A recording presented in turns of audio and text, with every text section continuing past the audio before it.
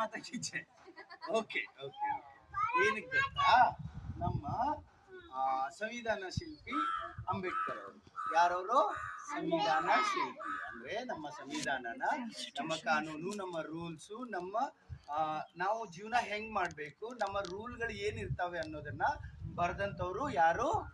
Doctor Baba Saheb Ambedkar. Okay, ಅವರು ಸಂವಿಧಾನ ಶಿಲ್ಪನ ಮಾಡಿದ್ದು. ಇವತ್ತು ಅದನ್ನ ರಚಿಸಿದ ದಿನ ಇದೆ. ಅದರ ಸಲುವಾಗಿ ಇವತ್ತನ್ನ ನಮ್ಮ ಭಾರತಕ್ಕೆ ಕೊಡುಗೆಯಾಗಿ ಕೊಟ್ಟಂತ ದಿನ ಇದೆ ಇವತ್ತು.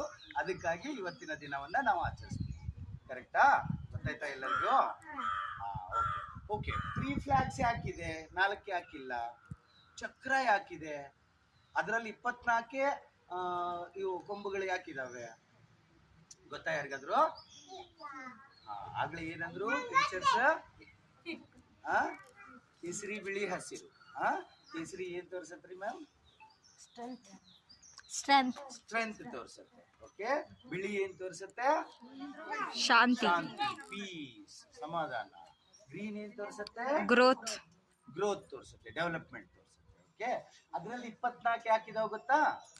24 ಅಶೋಕ ಚಕ್ರದಲ್ಲಿ 24. ಅಂದ್ರೆ ನಾವು 24x7 ಆಕ್ಟಿವ್ ಇರೋಣ, ಸರಿಯಾಗಿ ಕೆಲಸ ಮಾಡೋಣ, ಜಾಸ್ತಿ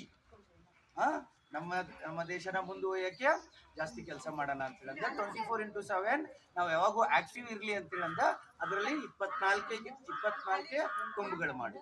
ಗೊತ್ತಾಯ್ತಾ ಎಲ್ಲರಿಗೂ? ನಿಜ? ಚಪ್ಪಾಳೆ ಹೊಡ್ರಲ್ಲ.